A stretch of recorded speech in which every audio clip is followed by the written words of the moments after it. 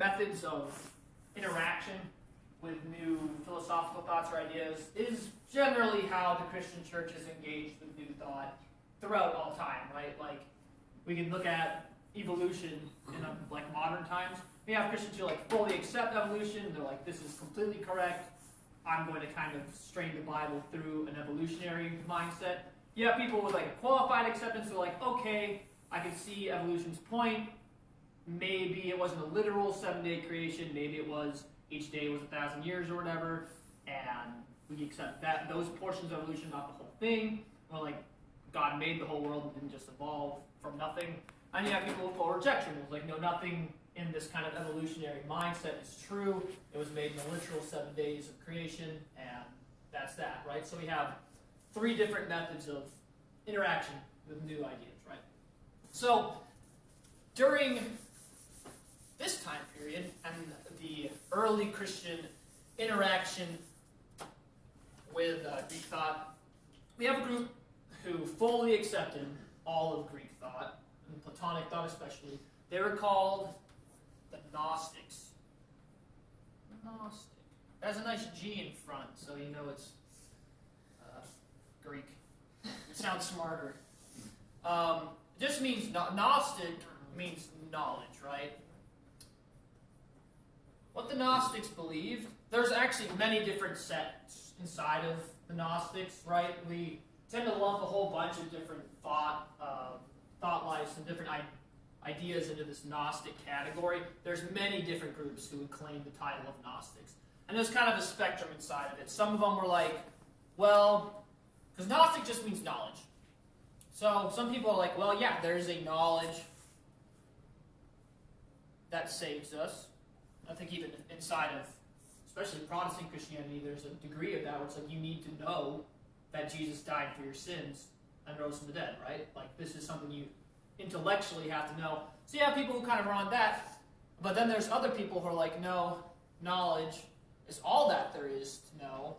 Jesus didn't actually come and die in the flesh. He didn't actually come and die, embodied inside of a human form. He came as kind of an image of a human body. Nothing actually happened. All that really happened is knowledge. That's all we need to be saved. Right? So we have these kind of, like a spectrum inside of the Gnostics. But I'd say probably the middle ground of Gnostics, the majority of them, believed in a Platonic cosmogony. That's another fun one that you could whip out on friends and family during dinner. Basically just means how the world was created, how the universe was created. Okay? So, what they believed, it's out there. Their Platonic cosmogony. Like, okay, there was a oneness at the beginning of time. And this oneness created reason, or reason came out of oneness. They mated and created love and goodness. Yeah. These two mated, created truth and beauty. And it keeps going. Wow. All the way down until you get every single idea known to man. They call it the pleroma. Another fun word. It means fullness. It's kind of whatever Paul was talking about, the fullness of truth, right? It's, I forget which epistle, but they kind of took that idea and they ran with it. Because fullness is what all these ideas are. And this is where God is. The one is God. Creates all these different things. And finally it gets to the end of these ideas, and it gets to Yaldabaoth. And Yaldabaoth is the God of the Old Testament. And he's an evil God because he created matter. Whenever he created matter, he created humans along with it. Humans have a spark of the one inside of them, but it's kind of hidden, right? In order to get back to the one, you need reason. You need to have good knowledge. And that's what Jesus came to do. He came to give us knowledge so that we could remember where we came from and kind of free ourselves from the shackles of this flesh prison that we're kind of trapped in. It's a very strange system. You can kind of see how it interacts with Platonic thought, right? You have this transcendent one that kind of creates all these other things out of it into goodness. You have this kind of hatred of matter, this hatred of the flesh. You have this very, very high regard for knowledge, and especially inside of Gnosticism. Knowledge is what saves you completely. Again, Jesus doesn't really have it. A lot of them denied that Jesus came in the flesh at all. Scholars believe that this is what the Johannine epistles, like 1st, 2nd, and 3rd John, were talking about. Whenever he says if people deny that Jesus came in the flesh, they're Antichrist. We tend to believe that this is what the Gnostics, they were talking about Gnosticism this early inside of Christianity, like 80, 60, 70. It's been around for a very long time. And it stayed around until probably around 400 AD. This is how sticky this kind of full acceptance of Platonic thought was. Carried on for a very long time. Gnosticism kind of carries its condemnation on its face, right? Like, they're just making stuff up, really. And there was this one theologian in the early church, his name was Irenaeus. I think that, I don't know, that's probably how you spell it, I don't know. He was an apologist for the church. He was alive around 180 AD, a little earlier. He lived in Lyons in France, and he said, he took it upon himself to kind of try to refute the Gnostic heresies. And he's actually really funny. I was reading him, I was actually kind of laughing out loud. It's a little niche humor, but he's like, okay, all these Gnostics are making up all this stuff about the one, creating the ideas, which created the love, which created the heptamad, which created the ogdoad, which created Yaldabaoth, which created matter, which created us. I can do that too, right? Like, before all time, before all matter, before all causes, there was the great gourd. And the great gourd created what was yummy, what was tasty, what was delicious, which was the cucumber. And the great cucumber then created what was all life outside of it, right? He was just kind of like, this is dumb. Like, too much knowledge. You're just making stuff up. They're absurd. Yeah. They put too much stress on knowledge. They, at the expense of the kind of embodied fleshly experience that everybody has. And Jesus came to redeem that as well. He didn't come just to push flesh to the side. He came to redeem all flesh and came to redeem all matter, right? That's kind of the problem with the Gnostic engagement with Greek thought. And again, they tended to fully accept Platonic thought. And this goes to a couple class periods ago, we talked about allegory, right? Do we have any questions still about what allegorizing is? Because it comes up a lot in early Christian thought. I can go into it if we want to, or if we're good, we're good. All right, cool. So what the Gnostics would do then, they would allegorize Christian scriptures in regard to Platonic thought, not in regard to Christ, right? So whenever you allegorize it to something. Let's say you have the story of Beauty and the Beast, right? We all know the story. You have the beauty who finds the dude living as the beast. They kiss. The guy has to find true love again, right? Is that the one? True love again before the rose petals all fall to the ground. And then he finds her, he becomes a man again. Yay. Right? That's the literal interpretation of it. But if you allegorize it towards a kind of family aspect, you're like, okay, well, this is really a story about how men are nasty, brutish beings before they find a woman, and then when they find a woman and start to love them, the woman kind of changes them into being a human being. Right? Like, that's what the allegory is for a family aspect. What the Platonic thinkers, or let's say what the Gnostic believe, well, they'd say, this is a story about knowledge. The woman represents knowledge, and the beast represents humanity in its kind of fleshly form. And as the beast starts to love knowledge more and more, it strips away the fleshly aspects of it, and they become more like knowledge, right? That would be a kind of Platonic allegorizing of that story. And we can even do it with the Christian allegorizing of it, right? You could say, Belle in Beauty and the Beast is Jesus, and we're all the beast, and the beastly aspect of us is our sin nature, and as we love Jesus more and more, those kinds of fleshly aspects of us kind of go away, and we become more like Christ, right?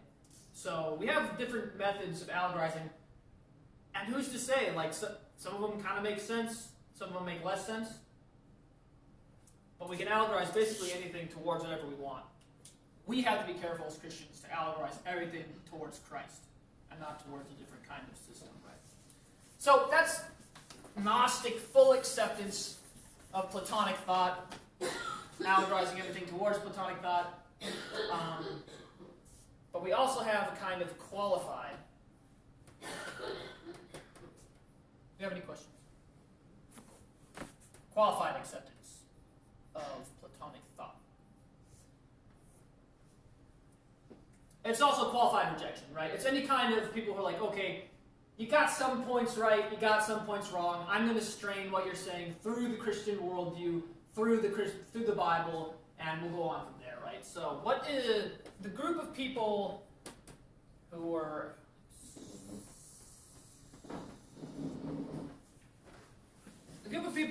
most well known for qualified acceptance of Platonic thought is called the Alexandrian school. They were from Alexandria, which is in Egypt. Alexander the Great created it. I think I said this before, but just rehash, Alexander created it when he took over Egypt. It became the intellectual, cultural, philosophical, economic hub of all of Egypt. So there's a lot of people living there, upwards of 1 million Jews living there at the time of Jesus. So whenever Christianity got to Alexandria, it was already kind of steeped inside of this Jewish, Platonic, Greek intellectual thought life. And Platonic thought had a huge, firm stronghold inside of Alexandria, which Christianity had to very early engage with in order to be taken seriously inside of Alexandria. There are two thinkers that are best known coming from the Alexandrian school. You have Clement of Alexandria, not to be confused with Clement of Rome, and a whole bunch of other Clements. That was a very popular name during the time. And then Origen, whose name, I don't know any other Origins out there. So they firmly believed in a qualified acceptance of Platonic thought. Actually, Clement may have gone a little bit farther, and he said, as the law was to Jewish people, and the law was kind of pointing away to Jesus. It was there for a time, goes away when Jesus came. So too was philosophy to the Greeks, like in exactly the same way. So as Jesus came to fulfill the law, he also came to fulfill philosophy, right? And whenever anything that was said inside of philosophy is always pointing to Jesus, because Jesus is the truth. And if philosophy actually found the truth, then it was pointing to Jesus all along. This kind of makes sense. I tried reading a lot of Clement's stuff. It's baffling. It's very hard to read. A lot of it is said riddles. But he's a very brilliant man who was a lot more influential probably during this time period and throughout the history of the church was Origen. He was also around 180 AD. We actually know quite a bit about his early life. His father was a Christian, his mother was a Christian. They were born in kind of like a merchant family. They were kind of well off. His father was actually killed in persecutions of Christianity, and this kind of got Origen very early on thinking about Christianity. He actually wanted to go be martyred himself when he was about 16 years old. His mom found out and hid his clothes, so he couldn't leave the house without being naked, and then he wasn't martyred because he didn't want to leave the house naked. That could be true. It kind of checks off. He's also credited to have made himself a eunuch, because in Matthew it says those who make themselves eunuch for Christ are like more blessed, I think. What was that exact word? Blessed are those who make themselves eunuchs for Christ. He took it pretty literally and emasculated himself. Very interesting guy. Also very brilliant. Very early on. He was teaching rhetoric, which is just like how to speak well. He was teaching grammar and math. Very early, probably around 16 or 18 years old. His father was killed, so he was helping take care of his family. Also, during this time period, he was put in charge of the catechetical school for his church. Catechism, basically just like new believers class, right? This was before he was even ordained into any kind of specific roles in the church. Loved the Bible more than really anybody else during this time period. Maybe even since the guy, he said, Jerome, who comes in later, maybe 300 AD, he's another church father, he said, we can't even read, it'll take your whole lifetime to read half the works that Origen wrote.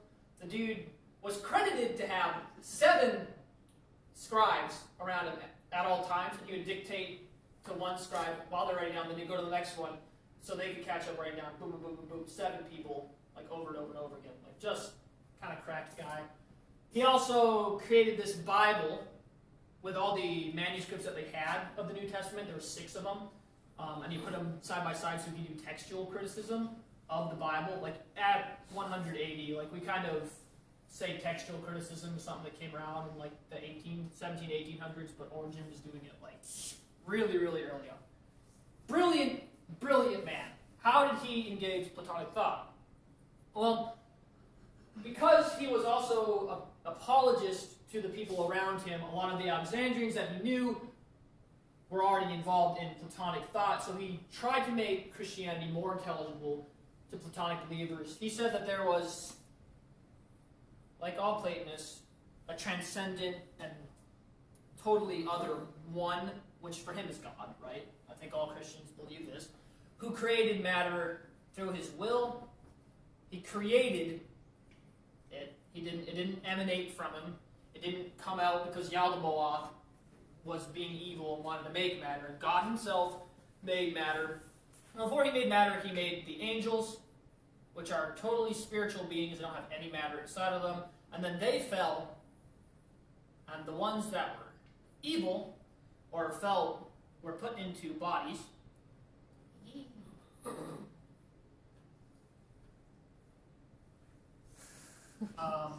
And that made humans. And so all of humanity is trying to kind of work off the evil that they did before they were put into the little flesh sacks, and at the end of time they'll be brought back into union with God. The union with God, Origen also believes everybody is going to be saved at the end of time. He doesn't believe that there's a hell. The only hell he believes in is a kind of purifying flame that whenever it's done purifying people, they're going to be brought back into God's eternal embrace, right? So he's a universalist in his meanings. And this is kind of the problem with qualified acceptance, right? Like, it is a very useful way to be an apologist to different groups, because you can say, hey, look, Plato believed in a transcendent one. We believe in a transcendent one. Actually, it's God, right? And God created all things in the same way that you believe that the good created all things, right? Problem is, as you begin to engage with these thought processes more and more, the more they shape the way you think, right? It's just the nature of our human minds. And eventually, some weird things can kind of get brought out of it, right? Like the idea that our souls pre-existed our bodies as angels and then got put into our bodies. That's a Platonic resonance, right? Plato believed that souls are eternal before they're put in the bodies and are eternal after they're put in their bodies, right? So, problem with thinking that way is that it can often end up backdooring ideas into the Christian thought that aren't true. But it's a very useful apologetic tool. It's also a very useful way to engage our theology. A lot of what Origen taught is still being taught in the Greek Orthodox churches. He was, for a very long time, considered one of the most brilliant fountainheads of theological thought, especially speculative theological thought. He would be horrified to know that a lot of his ideas are heresy now, because he also loved the church, and he would, in a heartbeat, kind of give up any of the ideas that go against what the church taught. Thing was, during this time period, the church didn't have a lot of hardcore stances on stuff, right? So early. So he was just like, look, we have the Apostles' Creed and really nothing else, so I'm just going to, speculate. Like, this might be the way it is. Take it or leave it. So that's qualified thought, or qualified acceptance of Platonic thought in the Alexandrian school. Any questions? You said something about the Apostles' Creed. Do you know when that came about? really early. Really early. Okay. We think it was probably around since the Apostles. That's why it's called the Apostles' Creed, because we have in like baptismal, when people are baptized, they had to recite creeds, like the stuff they believe, Yes. and it looks an awful lot like the Apostles' Creed. And I'm actually the next person who we're talking about, the final stage in engagement with Greek thought, which is full rejection,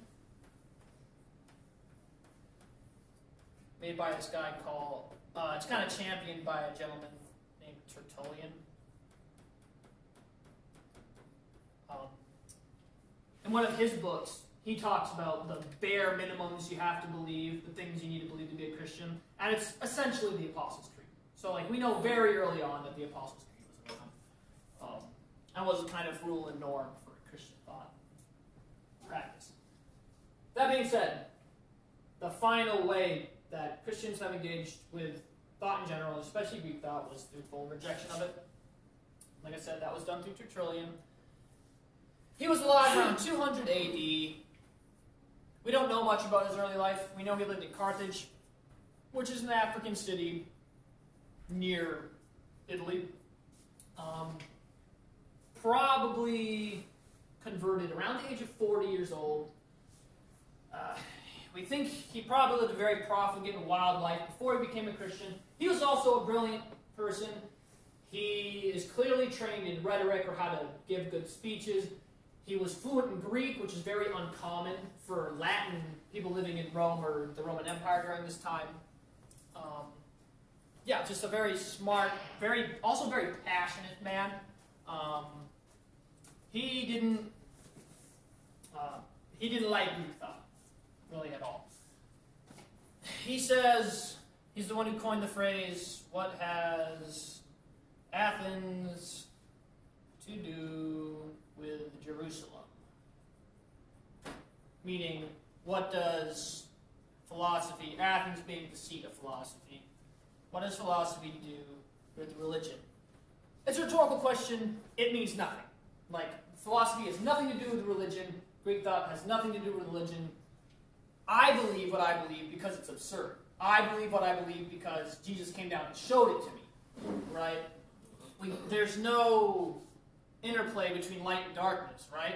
There's no interplay between what came before and what came after. Because for Tertullian, philosophy was the grab bag, it was the seedbed of all the heresies that plagued the church during this time period. He said in one of his books, Against All Heresies, that philosophy, as philosophers are always like arguing with each other and can never really come to a full knowledge of the truth, like that's kind of the point of philosophy, is you're constantly like getting closer and closer to the truth. Like, what do you mean get closer to the truth? We have the truth, right? We were given the truth when we became saved, and the truth is essentially the Apostles' Creed. You know, I believe in God the Father Almighty, creator of heaven and earth. I believe in Jesus Christ, his only begotten Son, born of the Virgin Mary, through the Holy Spirit, became man, suffered under Pontius Pilate, died, and was rose again, ascended into heaven, sits at the right hand of God the Father, will come again to judge the world and judge the living and the dead. Tertullian kind of adds, and he actually adds like heaven and hell into the Apostles' Creed, saying the judgment will bring those who are good into heaven and those who are evil into hell. An interesting tidbit, but he says, look, if you believe this, you have it all, right? Like, you don't need anything else. Actually, you can kind of speculate within these parameters, but don't, because it's going to make you more confused, and it's going to make the people you're hanging out with more confused, and it's going to create disunity inside of the church. So, really, just accept what you have and be thankful for it, because this is the knowledge you need to be saved.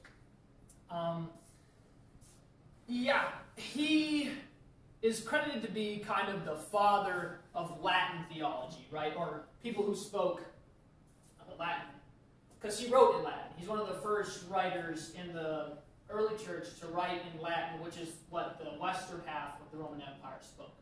So his works became very popular very quickly because he was speaking in the language, or writing in the language everybody knew, despite the fact that he also could read Greek and knew Greek, so he would bring a lot of the theological ideas from the Greek side of the Roman Empire into the western side of the Roman Empire. He is seen as like I said, founder of the Western Church.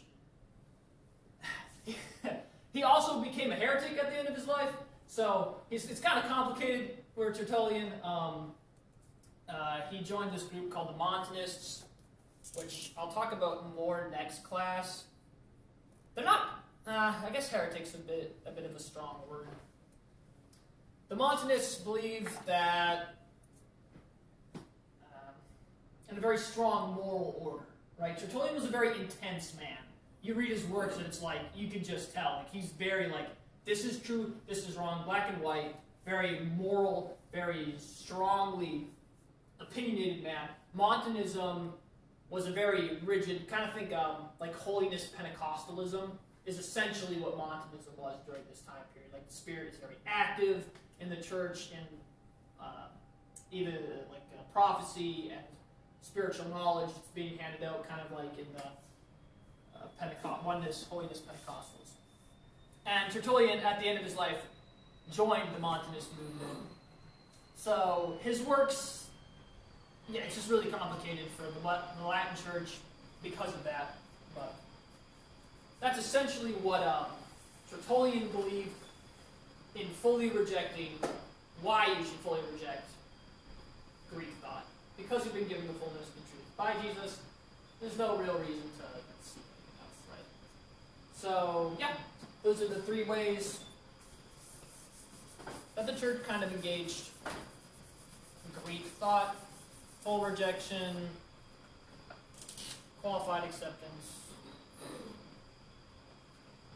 and full acceptance. And like I said, the church is kind of always engaged with new thought this way. I mean, honestly, we all engage with thoughts this way. Like, when a new idea comes to us, we're either like, oh yeah, that's totally true.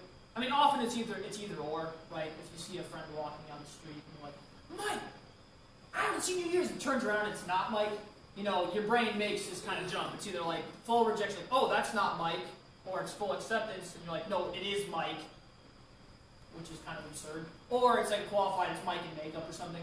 Like, usually we always interact with all thoughts this way, right? So the Christian church is always interacting, and will always interact with thought like this way. The question that I came to while I was doing this study was, are any of these right? Which one of these is the way we should engage? Is it just a psychological, like, yeah, because they all seem to have pluses, they all seem to have minuses. Is any one totally evil? Is any of them totally correct? What do you guys think?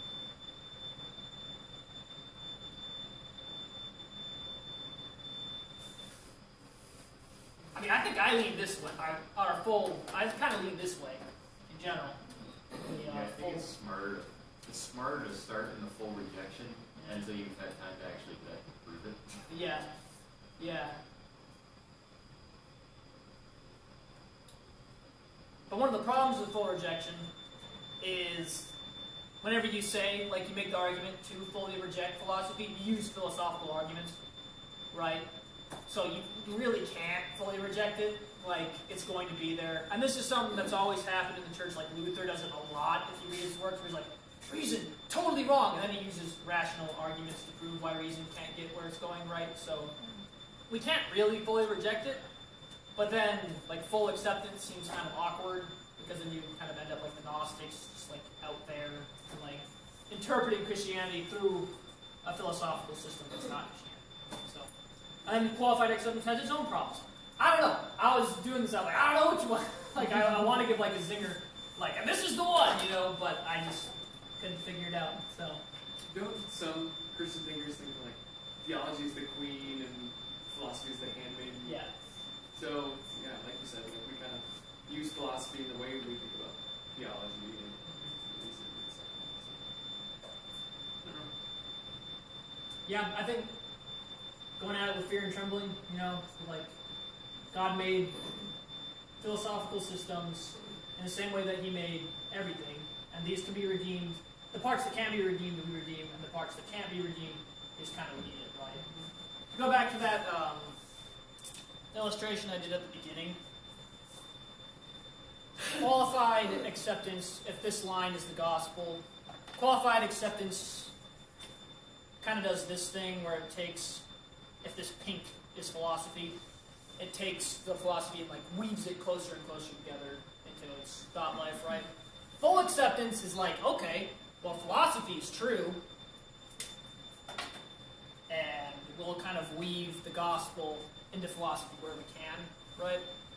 And then full rejection is like, look, there's the gospel, and there's philosophy, right? Like, ain't nothing there, so just leave it.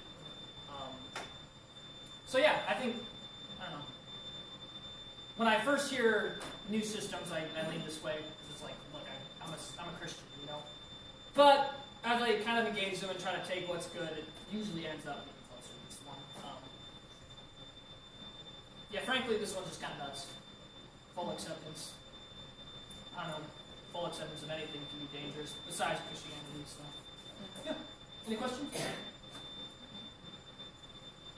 Concerns? I would think that the most important thing is that the fundamentals of Christianity are the same and they will not change. So if you have an issue with any of those fundamentals, then you have a problem. Right. Yeah, and Tertullian, like I said before, he believed that very strongly as well. He was like, look, if we have the Apostles' Creed, this is what we've always believed. You disagree with any of that, like, you're not a Christian. If your speculation leads you to doubt any of that, you're in hot water, right? Like, and you're a ship tossed to and fro on a stormy sea, as James would say. So, yep. That's what I got today.